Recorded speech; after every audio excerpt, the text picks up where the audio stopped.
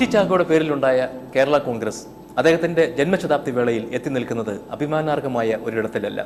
സംസ്ഥാനത്തെ തെരഞ്ഞെടുപ്പ് ചരിത്രത്തിൽ തിളക്കമാർന്ന ചില വിജയങ്ങൾക്കുടമയായ അദ്ദേഹത്തിന്റെ മകന്റെ നിലപാടുകളുടെ കാര്യവും വ്യത്യസ്തമല്ല. ഇപ്പോൾ കേരള കോൺഗ്രസിൽ PC ജോർജും KM മാണിയും ഒരറ്റത്ത് നിന്ന് കൊമ്പ് കോർക്കുമ്പോൾ മറുഭാഗത്ത് PC തോമസ് ഏതാണ്ട് ഒറ്റപ്പെട്ടു നിൽക്കുകയാണ്. അദ്ദേഹത്തിന് ഇപ്പോൾ KM മാണിയോടുള്ള മനോഭാവം എന്തായിരിക്കും? വളരെ കൗതുകകരമായ ആ അന്വേഷണമാണ് ഇന്ന് നേരേശവിയിൽ നടത്തുന്നത് അതിഥി ശ്രീ PC തോമസ്. കഴിഞ്ഞ 30 വർഷത്തെ താങ്കളുടെ രാഷ്ട്രീയ പ്രവർത്തനം വിലയിരുത്തുമ്പോൾ വിവേകപൂർണമായ തീരുമാനങ്ങളെക്കാൾ കൂടുതൽ എടുത്തുചാട്ടങ്ങളാണ് ഉണ്ടായെന്ന് പറഞ്ഞാൽ വാസ്തവമല്ലേ? ഒരു പരിധിവരെ ചിലതൊക്കെ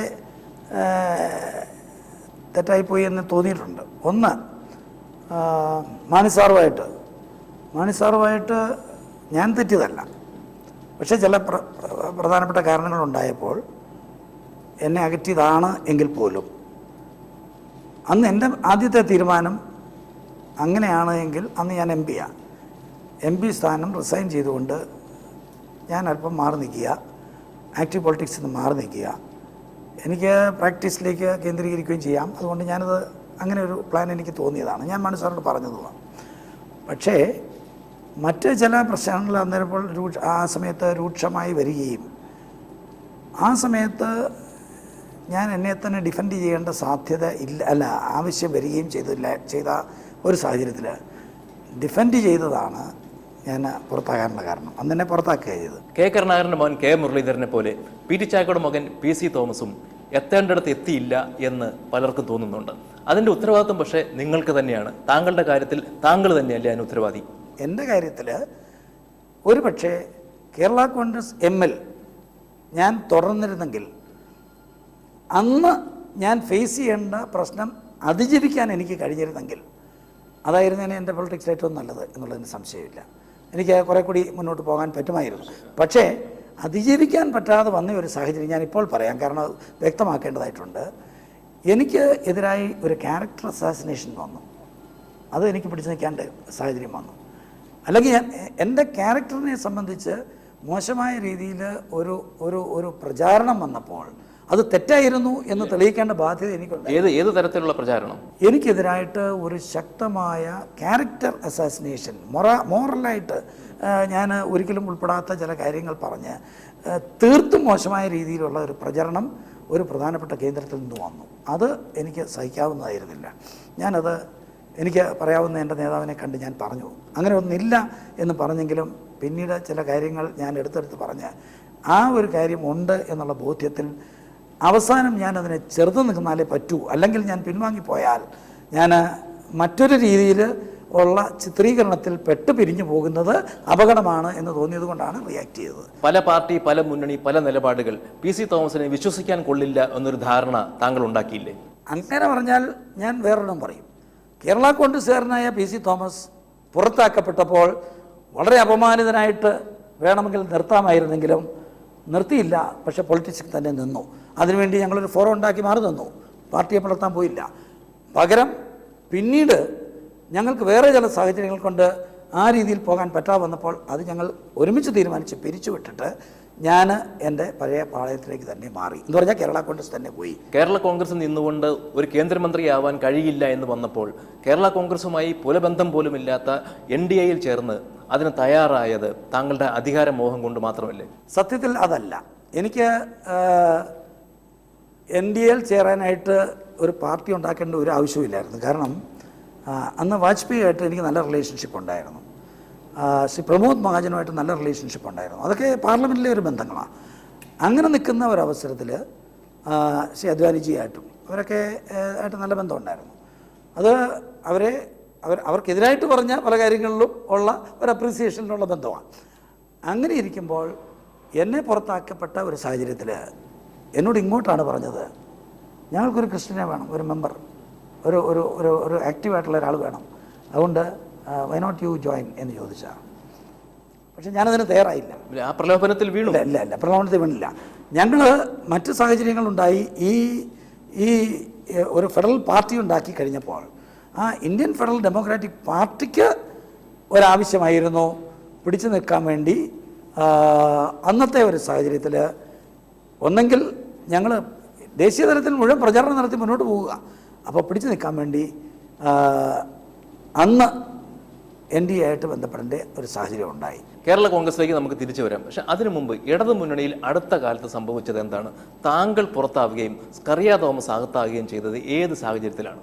എന്തോ തെറ്റിദ്ധാരണയായിരിക്കും എന്നാണ് ഞാൻ വിചാരിക്കുന്നത്. കാരണം ഒരു പാർട്ടിയാണ് അവിടുത്തെ അംഗം, ഒരു മെമ്പറല്ല. PC തോമസ് അവിടുത്തെ LDFലെ മെമ്പറല്ല, സ്കറിയ തോമസോ സുരേന്ദ്രൻപിള്ളിയോ ഒന്നുമല്ല. കേരള കോൺഗ്രസ് പാർട്ടി അവിടെ മെമ്പർ. കേരള കോൺഗ്രസ് പാർട്ടി മെമ്പറായിട്ടിരിക്കെ അതിനകത്തൊരു അഭിപ്രായ വ്യത്യാസം ഉണ്ടായെങ്കിൽ ഒരു പക്ഷേ അതിനകത്ത് ആ അഭിപ്രായ വ്യത്യാസങ്ങൾ തീർക്കണം എന്നുള്ള ആഗ്രഹമുള്ള മുന്നണി പറയും, നിങ്ങൾ ആ പ്രശ്നം തീർക്കണം, എന്നിട്ട് നിങ്ങൾ കൂടണം എന്ന് പറയുന്നത് ന്യായമാണ്. അങ്ങനെ ഞങ്ങളോട് പറഞ്ഞു. അങ്ങനെ ഞങ്ങൾ രണ്ടുപേരും മാറി നിൽക്കേ ഞങ്ങൾക്കൊരു ചെറിയ പ്രശ്നമുണ്ടായി. ഞങ്ങളോടൊപ്പം നിന്നിരുന്ന ശ്രീ സുരേന്ദ്രൻപിള്ള ഞാൻ അറിയാതെ ശ്രീ സ്കറിയ തോമസുമായിട്ട് ചേർന്ന് ഞാനില്ലാത്ത ഒരവസരത്തിൽ മുന്നണിയെ തെറ്റിദ്ധരിപ്പിച്ചു ചെന്ന് പറഞ്ഞു. ഇടതു മുന്നണി യോഗം നടക്കുന്ന ദിവസമാണ്, ഞങ്ങൾ തമ്മിൽ യോജിപ്പായി. അപ്പോൾ സ്കറിയ തോമസ് ഒരു വശത്ത്, PC തോമസ് ഒരു വശത്ത്, രണ്ടുപേരും തമ്മിൽ യോജിച്ചു എന്ന ധാരണയാണ് കൊടുത്തത് എന്നാണ് ഞാൻ മനസ്സിലാക്കുന്നത്. ആ ധാരണ വെച്ചുകൊണ്ട് അങ്ങനെ നിങ്ങളൊന്നും പ്രശ്നമില്ല, പിന്നെ എന്താ പ്രശ്നം, നിങ്ങൾ കയറിയിരിക്കുന്നു പറഞ്ഞാൽ അങ്ങനെ ഇരുന്നു. പിന്നീട് ആ ഇരിപ്പിൽ ഞങ്ങൾ എതിർക്കേണ്ടി വന്നു. കാരണം അത് ശരിയല്ല. താങ്കൾ അറിയാതെ സ്കറിയ തോമസ് മറ്റെന്തൊക്കെ ചെയ്തിട്ടുണ്ട്? സ്കറിയ തോമസും KM മാണിയും തമ്മിൽ ഇപ്പോഴും നല്ല ബന്ധത്തിലല്ലേ? ഒരു കാര്യം എനിക്ക് മനസ്സിലായിട്ടുള്ളത്, ഞാൻ കഴിഞ്ഞതിൻ്റെ മുമ്പിലത്തെ ജനുവരി 12-ാം തീയതി ഒരു കാർ ആക്സിഡൻറ്റിൽ പെട്ടു. അന്ന് എനിക്ക് നല്ലപോലെ പരിക്ക് പറ്റി. 6 റിബ്സ് ഒടിഞ്ഞു പോയി. എൻ്റെ ഈ കാലിൽ ഇപ്പോഴും റോഡ് ഇട്ടിരിക്കുക, കാരണം മെയിൻ ബോൺ ഒടിഞ്ഞു പോയി. പക്ഷേ ലങ്സിൻ്റെ പ്ലൂറൽ ക്യാവിറ്റിയിലും കുറച്ച് ബാധിച്ചു. അതൊക്കെ വന്നപ്പോഴേക്കും എൻ്റെ കുറച്ച് സീരിയസ് ആയിരുന്നു. അത് അതിജീവിക്കാൻ പറ്റുമോ എന്ന് തന്നെ സംശയിച്ച സമയമുണ്ടായിരുന്നു. ആ ഒരു സമയത്ത് ശ്രീ സ്കറിയ തോമസും ഞാനുമായിട്ട് നല്ല ടേംസ് നിൽക്കുമ്പോൾ തന്നെ അദ്ദേഹത്തോട് ഒപ്പം ഇപ്പോൾ നിൽക്കുന്ന പാലാക്കാരനായ ഒരു സംസ്ഥാന ജനറൽ സെക്രട്ടറി ഉണ്ടായിരുന്നു. അദ്ദേഹം മാണി സാറുമായിട്ട് ചില അടുപ്പങ്ങളൊക്കെ വന്നു, അതെനിക്കറിയാം. ആ അടുപ്പം വെച്ചുകൊണ്ട് ഒരുപക്ഷെ കോട്ടയം സീറ്റ് കേരള കോൺഗ്രസ് പാർട്ടി ഒരു പാർലമെൻറ്റ് സീറ്റിൽ മത്സരിച്ച പാർട്ടിയാണ്. ഇടുക്കി സീറ്റിൽ ഫ്രാൻസിസ് ജോർജ് മത്സരിച്ചതാണ്. അപ്പോൾ ഫ്രാൻസിസ് ജോർജ് ഇപ്പം ഞങ്ങളോടൊപ്പം ഇല്ലാത്തത് കൊണ്ട് ഞങ്ങളൊരു സീറ്റ് ചോദിക്കും. അതെ, ഇപ്പോൾ താങ്കൾ ചെയർമാനായിരുന്ന കേരള കോൺഗ്രസ് പാർട്ടിക്ക് ആ സീറ്റ് കിട്ടാതിരിക്കാൻ സ്കറിയ തോമസ് ശ്രമിച്ചു, KM മാണിക്ക് വേണ്ടി. ഞങ്ങൾ ആ സീറ്റ് ചോദിച്ച് വാങ്ങാനുള്ള ഒരു സാഹചര്യം ഒരുപക്ഷെ ഉണ്ടാകുമോ എന്ന് തോന്നാവുന്ന ആളുകൾ ആയിരിക്കും അതിൻ്റെ പുറകിൽ എന്ന് ഞങ്ങൾ വിചാരിക്കുന്നു. ശ്രീ സ്കറിയ തോമസിനെ ഈ പാലാക്കാരൻ വഴി മാണി സാറുമായി ബന്ധപ്പെടുത്തി, അതാണ് അവസാനം ഞങ്ങൾക്കെതിരായിട്ട് നീങ്ങിയത്. എന്ന് വെച്ചാൽ KM മാണിക്കോ അല്ലെങ്കിൽ അദ്ദേഹത്തിന്റെ മകനോ വേണ്ടി നിലയുറപ്പിച്ച സ്കറിയ തോമസ് LDFനും പ്രിയങ്കരനായി. ഒരുപക്ഷെ KM മാണിയും പാർട്ടിയും അങ്ങോട്ട് വരുമെന്നും അങ്ങനെയെങ്കിൽ PC തോമസ് അവിടെ ആവശ്യമില്ല എന്നും ഉള്ള ഒരു ധാരണയിലേക്ക്, ഒരു ചിന്തയിലേക്ക് അവർ വന്നിരുന്നു LDF. ഇനി അഥവാ LDF ശ്രീ മാണി സാറിൻ്റെ പാർട്ടിയെ കൊണ്ടുവരാൻ ആഗ്രഹിക്കുകയോ അതിന് നീക്കം നടത്തിയാലും ഒരു തെറ്റ് ഞാൻ പറയത്തില്ല. അത് നല്ല കാര്യമാണ്. ഒരു UDFൽ നിൽക്കുന്ന പാർട്ടി, പ്രത്യേകിച്ച് കേരള കോൺഗ്രസ് പോലുള്ള പാർട്ടി, ആ പാർട്ടിയെ ഇപ്പുറത്ത് കൊണ്ടുവരാൻ പറ്റിയാൽ നല്ല കാര്യമാണ്. അതിന് ഞാൻ തെറ്റ് പറയുന്നില്ല. പക്ഷേ ശ്രീ സ്കറിയ തോമസ് നടത്തിയ നീക്കങ്ങൾ എനിക്ക് അംഗീകരിക്കാൻ പറ്റത്തില്ല. കാരണം സ്കറിയ തോമസ് ഈ പാർട്ടിയിൽ നിന്നുകൊണ്ട് ഈ പാർട്ടിക്ക് കിട്ടാവുന്ന പാർലമെൻറ്റ് സീറ്റ് കളയാൻ ശ്രമിച്ചു, ഒരുപക്ഷെ കളഞ്ഞു. 2, LDFൽ നിൽക്കുമ്പോൾ, ഞങ്ങളോടൊപ്പം നിൽക്കുമ്പോൾ മറുപക്ഷത്ത് പോയി വർക്ക് ചെയ്തു. കോട്ടയത്ത് ശ്രീ ജോസ് കെ മാണിക്ക് വേണ്ടി അദ്ദേഹം വർക്ക് ചെയ്തെന്ന് തന്നെയല്ല, ഇലക്ഷൻ കഴിഞ്ഞ ഏപ്രിൽ 10-ാം തീയതി ആയിരുന്നു. ഏപ്രിൽ 9-ാം തീയതി കോട്ടയത്തുള്ള വിൻസർ കാസൽ എന്ന് പറയുന്ന ഹോട്ടലിൽ, അത് സ്കറിയ തോമസിനോടൊപ്പം നിൽക്കുന്ന ഞങ്ങളുടെ ഒരു പഴയ നേതാവാണ്, അവർ തമ്മിൽ വളരെ അടുത്ത പാർട്ട്ണർഷിപ്പ് പോലുണ്ട്. ആ ഹോട്ടലിൽ ഒരു രഹസ്യ യോഗം എന്ന് പറയത്തില്ല, അവിടെയുള്ള ജോലിക്കാർ, അവരുടെ ഫാമിലീസ്, അവിടെ എന്തോ പണി നടക്കുന്നുണ്ടായിരുന്നു, അവർ എല്ലാം കൂടി ഒരു 10-250 പേരെ വിളിച്ചു കൂട്ടി അവിടുത്തെ ഒരു ഹാളിൽ ശ്രീ സ്കറിയ തോമസ് ഉൾപ്പെടെ ഉള്ള ടീം ജോസ് കെ മാണിക്ക് വേണ്ടി ഇത്തവണ വോട്ട് ചെയ്യണം എന്ന് ആവശ്യപ്പെട്ടു. ജോസ് കെ മാണിയെ ആ മീറ്റിങ്ങിലേക്ക് കൊണ്ടുവന്നു. ഇത് ഞങ്ങൾ അറിഞ്ഞു. ഞങ്ങളുടെ കയ്യിൽ അത്യാവശ്യത്തിന് അത് സംബന്ധിച്ചുള്ള തെളിവുമുണ്ട്. ഇത് ഞങ്ങൾ ഇടതുമുന്നണി പറഞ്ഞിട്ടുമുണ്ട്. എന്നിട്ടും ഇടതുമുന്നണിക്ക് സ്കറിയ തോമസ് സ്വീകാര്യനായി, PC തോമസ് പുറത്തായി. എന്തുകൊണ്ട്? താങ്കളത് ആലോചിച്ചിട്ടുണ്ടാവും. ഞാനത് ആരോപണമായിട്ട് പറഞ്ഞെങ്കിലും ഇടതുമുന്നണി അത് അങ്ങനെയാണ് എന്ന് കണ്ടിട്ടില്ല, അങ്ങനെ ഒരു തീരുമാനം എടുത്തിട്ടില്ല. അത് ഞാൻ പറയുന്നില്ല, ഒരു എൻക്വയറി നടന്നിട്ടില്ല. അപ്പോൾ സ്കറിയ തോമസ് വീണ്ടും KM മാണിയുമായി ബന്ധം സ്ഥാപിച്ചു. ഇടയ്ക്ക് താങ്കൾ പറഞ്ഞു KM മാണിയെ വ്യക്തിപരമായി അങ്ങനെ ആക്രമിക്കാറില്ലായിരുന്നുവെന്ന്. പക്ഷേ താങ്കൾ ആക്രമിച്ചിട്ടുണ്ട്. ഗ്രാഫൈറ്റ് കേസിൽ അദ്ദേഹം ഒഴിയണമെന്ന് വരെ താങ്കൾ ആവശ്യപ്പെട്ടിട്ടുണ്ട്. ഗ്രാഫൈറ്റ് അഴിമതി, പാലാഴി അഴിമതി, അതൊക്കെ താങ്കൾ ഉന്നയിച്ചിട്ടുണ്ട്. പക്ഷേ അടുത്ത കാലത്തായി താങ്കൾ KM മാണിയോട് മൃദു സമീപനമാണ്. ഒരുപക്ഷെ KM മാണിയെ ഏറ്റവും എതിർക്കേണ്ട സമയത്ത് താങ്കൾ നിശബ്ദനാണ്. എന്തുകൊണ്ടാണ്? അപ്പോൾ താങ്കളും അങ്ങോട്ട് നീങ്ങുകയാണോ? ഗ്രാഫൈറ്റ് കേസുമായി ബന്ധപ്പെട്ട് അന്ന് ഞാനൊന്നും മനസ്സാറിനെതിരായിട്ട് പറഞ്ഞതല്ല. എന്നെ പത്രക്കാർ പല വിധത്തിൽ ചോദിച്ചപ്പോൾ ഞാൻ പറഞ്ഞു അത് മാണിസാറിൻ്റെ തീരുമാനം, മാണിസാർ തീരുമാനിക്കേണ്ടത്, ഞാനല്ല തീരുമാനിക്കേണ്ടത്, എന്നോടല്ല ചോദിക്കേണ്ടതെന്നൊക്കെ പറഞ്ഞു കഴിഞ്ഞ് ഇടയ്ക്ക് വേറെ ചില കാര്യങ്ങളിൽ അകൽച്ച ഉണ്ടായിരുന്നു എന്നുള്ളത് ശരിയാണ്. അപ്പോൾ എൻ്റെ ചില പ്രശ്നങ്ങൾ നടക്കുമ്പോഴാണ്, അതുകൊണ്ടാണ് ഈ പത്രക്കാർ എന്നെ കൊണ്ട് പറയിപ്പിക്കാൻ നോക്കിയത്.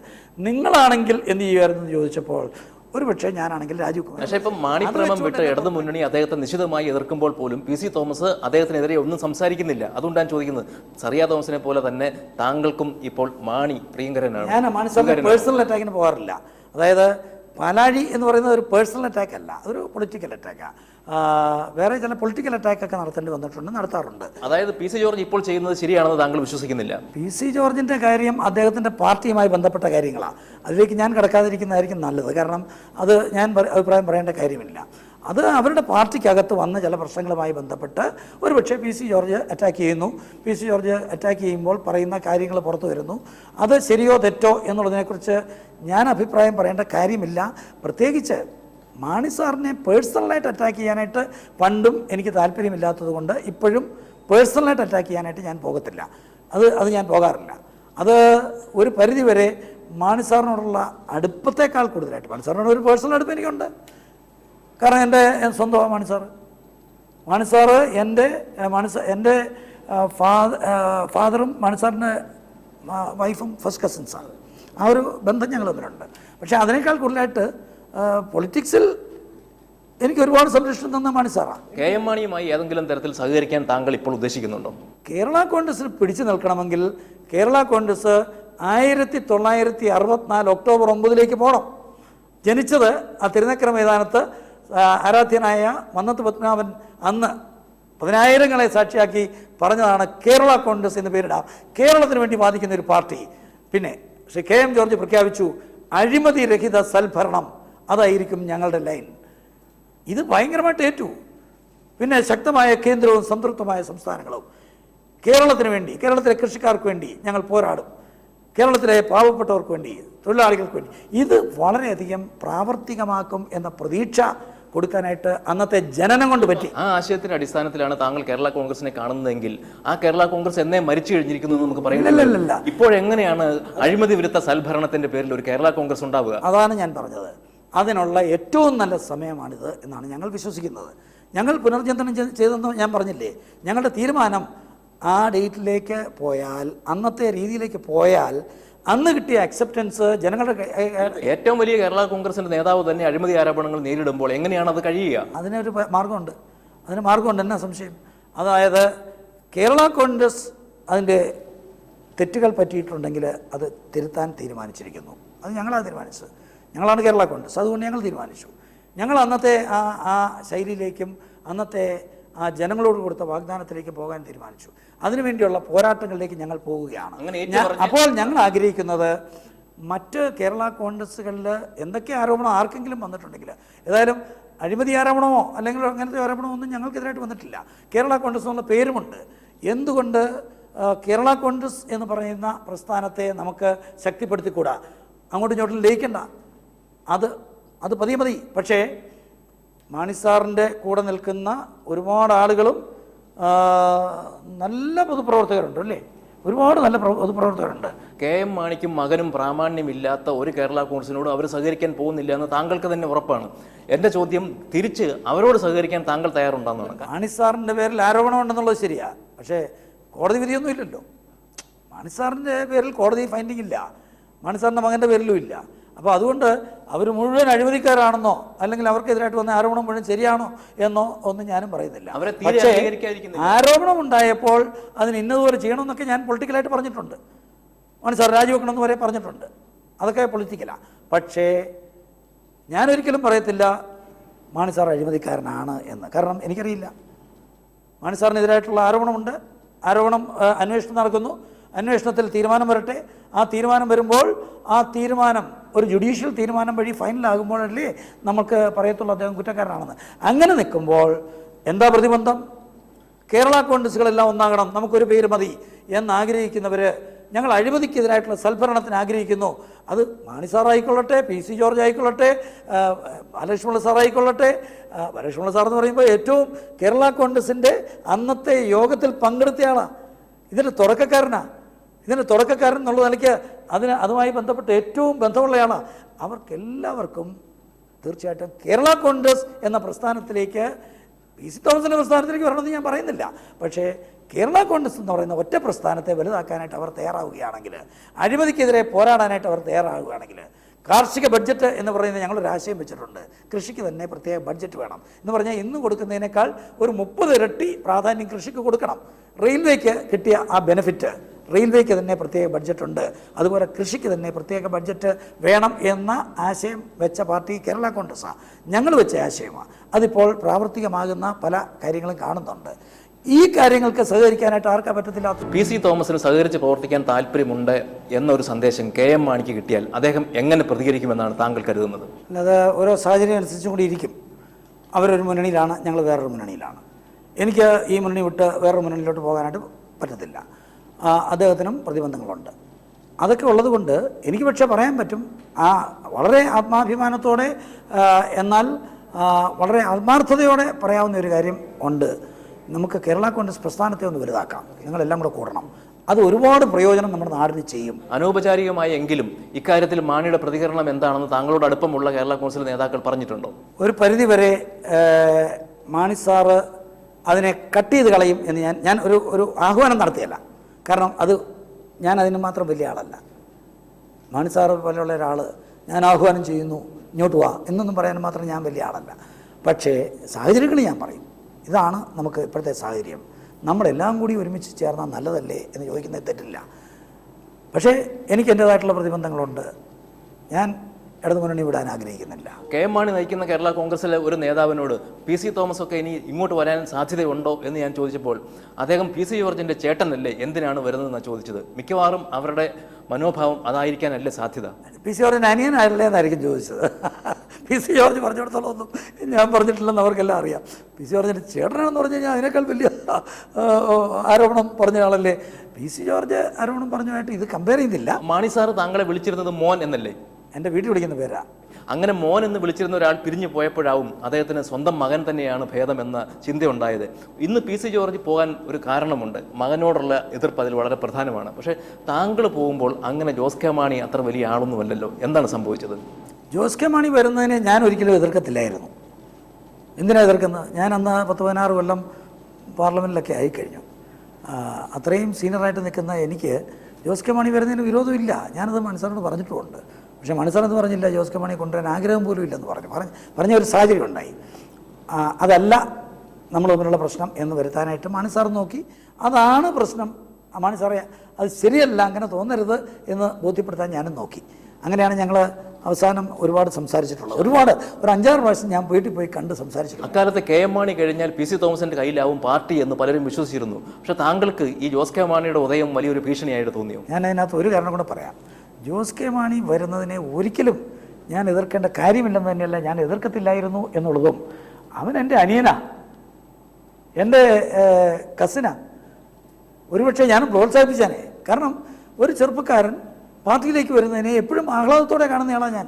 എനിക്കൊരു ഭീഷണി അല്ലെന്നുള്ളതല്ല, ഇനി ആണേ പോലും ഞാൻ അതിനെ എതിർക്കത്തില്ലായിരുന്നു. കാരണം എൻ്റെ നേതാവിൻ്റെ മകൻ, എൻ്റെ കസിൻ, അത്ര അടുത്ത്. പക്ഷേ മാണി സാറിനൊരു തെറ്റിദ്ധാരണ ഉണ്ടായി എന്നുള്ളതാണ് ഞാൻ മനസ്സിലാക്കുന്നത്. മാണി സാറിന് തെറ്റിദ്ധാരണ ഉണ്ടാകാനുള്ള കാരണത്തിൽ ഒരു പ്രധാനപ്പെട്ട കണ്ണി ശ്രീ സ്കറിയ തോമസാണ്. എന്നോടല്ല അദ്ദേഹത്തിന് വിരോധം ഉണ്ടായിരുന്നത്, സ്കറിയ തോമസിനോടാണ് വിരോധം ഉണ്ടായത്. കാരണം സ്കറിയ തോമസ് അതിനെ അന്ന് എതിർത്തിരുന്നു. സ്കറിയ തോമസിനടുത്താണ് ഒരിക്കൽ മാണി സാറ്, ഇതിനൊക്കെ വളരെ മുമ്പാണ്, നമുക്ക് ഈ ജോസ് കെ മാണിയുടെ കാര്യം പറഞ്ഞു ഇവന് ഒരു മനുഷ്യനെ കണ്ടാൽ ഒന്ന് മിണ്ടാൻ പോലും താല്പര്യം കാണിക്കുന്നില്ല. ഇവന് എന്തിനാണ് ഇപ്പോൾ ഇങ്ങനെ ജോലി ചെയ്തുകൊണ്ടിരിക്കുന്നത്? ഇവന് ഞാനൊക്കെ പൊതുപ്രവർത്തനം നടത്തുന്നത് കാണത്തില്ലേ? ഇവനൊക്കെ ഇങ്ങോട്ട് വന്ന് നമ്മുടെ ലൈനിലേക്ക് വന്നുകൂടെ? ഇവനെന്താ പാർട്ടിയിലോട്ട് വന്നാൽ? എടുത്ത വായിക്ക് സ്കറിയ തോമസിനോട് പറഞ്ഞതാണ്. എടുത്ത വായിക്ക് സ്കറിയ തോമസ് പറഞ്ഞു, എന്തിനാണ് സാറേ അവനെ കൊണ്ടുവരുന്നത്? അവൻ നല്ല ജോലി ചെയ്തുകൊണ്ട് അവിടെ ഇരിക്കില്ലേ? അവനെ പിടിച്ച് ഇതിനകത്ത് ഇടണോ? അവനവിടെ ഇട്ടിട്ട് അവനെ കൊണ്ടുവരണ്ട. ഇത് മാണി സാറിന് ഒട്ടും ഇഷ്ടപ്പെടുന്ന കാര്യമല്ലായിരുന്നു അന്ന്. കാരണം മാണി സാർ ആഗ്രഹിച്ചതായിരിക്കാം. മാണി സാർ ആഗ്രഹത്തോടെ പറഞ്ഞപ്പോൾ നിരാകരിച്ചത് കൊണ്ടാണ് ശ്രീ സ്കറിയ തോമസിനോട് ദേഷ്യം വന്നതെന്നാണ് സ്കറിയ തോമസ് എന്നെ പറഞ്ഞ് മനസ്സിലാക്കിയിരിക്കുന്നത്. ഈ 83-ാമത്തെ വയസ്സിൽ KM മാണി വന്നുപെട്ടിരിക്കുന്ന അവസ്ഥയിൽ താങ്കൾക്ക് ദുഃഖമുണ്ടോ? തീർച്ചയായിട്ടും. ഒരു രാഷ്ട്രീയ നേതാവ്, സത്യത്തിൽ പേഴ്സണലായിട്ട് ഞാൻ ആദരിക്കുന്ന നേതാവ് തന്നെയാണ്. പേഴ്സണലായിട്ട് അദ്ദേഹം വഴിയാണ് ഞാൻ രാഷ്ട്രീയത്തിൽ വന്നത്. അദ്ദേഹം വഴിയാണ് ഞാൻ രാഷ്ട്രീയത്തിൽ ഓരോ സ്റ്റെപ്പിലും കടന്നു വന്നത്, പാർലമെൻറ്റിലെത്തിയത്. താങ്കളുടെ അച്ഛൻ പി ടി ചാക്കോ കേവലം ഒരു ആരോപണത്തിൻ്റെ പേരിലാണ് അന്ന് രാജിവെച്ച് ഇറങ്ങിപ്പോകേണ്ടി വന്നത്. ആ ധാർമ്മികത മനസ്സിലുണ്ടെങ്കിൽ എങ്ങനെയാണ് താങ്കൾ ഇപ്പോൾ KM മാണിയെയും പാർട്ടിയെയും ഒക്കെ ന്യായീകരിക്കുക? അന്നത്തെ ആരോപണത്തെക്കാൾ കൂടുതലായിട്ട് ചീഫ് മിനിസ്റ്റർക്ക് എന്നെ വിശ്വാസമില്ല എന്ന് അന്നത്തെ ചീഫ് മിനിസ്റ്റർ ആഭ്യന്തരമന്ത്രിക്കെതിരായിട്ടൊരു പ്രസ്താവന നടത്തിയപ്പോഴാണ് രാജിവെച്ചത്. മുഖ്യമന്ത്രിക്ക് എന്നെ വിശ്വാസമില്ലേ, രാജിവെക്കുന്നു. ആരോപണം അടിസ്ഥാനരഹിതമാണ് എന്ന് അദ്ദേഹം ശക്തമായിട്ട് പറഞ്ഞിരുന്നു. അടിസ്ഥാനരഹിതമായിരുന്നു. സത്യത്തിൽ അത് അടിസ്ഥാനരഹിതമായിട്ടുള്ളതാണ് എന്ന് പിന്നീട് തെളിയുന്ന രീതിയിൽ അതുമായി ബന്ധപ്പെട്ട ചിലരുടെ ഇൻ്റർവ്യൂവും വന്നു, അതിനകത്ത് ഉൾപ്പെട്ടവരുടെ ഇൻ്റർവ്യൂവും വന്നു. അപ്പോൾ ആ കാര്യത്തിൽ പി ടി ചാക്കോയ്ക്ക് എതിരായിട്ട് ഒരു നീക്കമുണ്ടായപ്പോൾ അദ്ദേഹം രാജിവെച്ചു. പക്ഷേ ഈ പ്രാവശ്യം ഇവിടെ മാണി സാർ രാജിവെക്കേണ്ടെന്നല്ല ഞാൻ പറയുന്നത്. ഞാൻ പൊളിറ്റിക്കലായിട്ട് വളരെ കാര്യമായിട്ട് പറഞ്ഞിട്ടുള്ള കാര്യമാണ്. ഒരു ആരോപണം വന്നിരിക്കുന്നു, അന്വേഷിക്കേണ്ടത് ഇവിടുത്തെ പോലീസാണ്. ആ പോലീസിൻ്റെ അന്വേഷിക്കുമ്പോൾ ഇവിടെ മന്ത്രിയായിട്ടിരിക്കുന്ന ആരാണെങ്കിലും ആ അങ്ങനെയുള്ള ഒരാൾ രാജിവെക്കുക എന്നുള്ളത് ഞാനും ആവശ്യപ്പെട്ടിട്ടുള്ള കാര്യമാണ്. അഴിമതി വിരുദ്ധ പ്രചാരണം നടത്തുന്ന PC ജോർജിനെ എന്തുകൊണ്ടാണ് LDF സ്വാഗതം ചെയ്യാത്തത്?